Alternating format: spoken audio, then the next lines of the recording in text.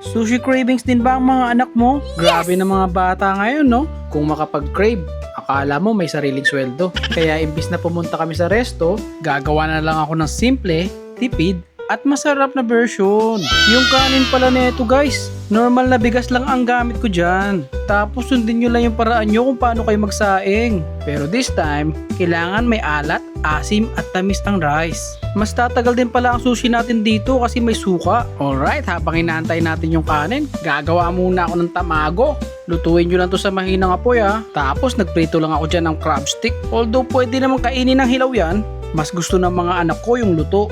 Hiwain nyo rin pala yung mga itlog ng pastrips ha. Pagluto pala ng kanin, gawin nyo to guys habang mainit pa para madaling ilagay sa nori mamaya. Okay, dahil ready na ang lahat ng sangkap, magbabalot na ako. Nilatag ko lang pa ganyan yung kanin, tapos ilagay nyo na din yung crab stick at itlog. Medyo diinan nyo yung pag-rolyo nyo dyan para di sumabog mamaya pag hiniwa. Tapos lagyan nyo lang ng konting kanin para masara yung dulo. Ang dami ko rin palang nagawa dyan, nakakatuwa naman. Basain nyo nga pala yung kutsilyo nyo dyan guys pag maghihiwa kayo para madulas. Ikat nyo lang ng bite size tapos pwede nang iserve. Yung sausawan pala nito nilagyan ko lang ng konting wasabi para Japanese na Japanese ang dating. Tapos Japanese mayo para malinamnam. Okay kids, attack!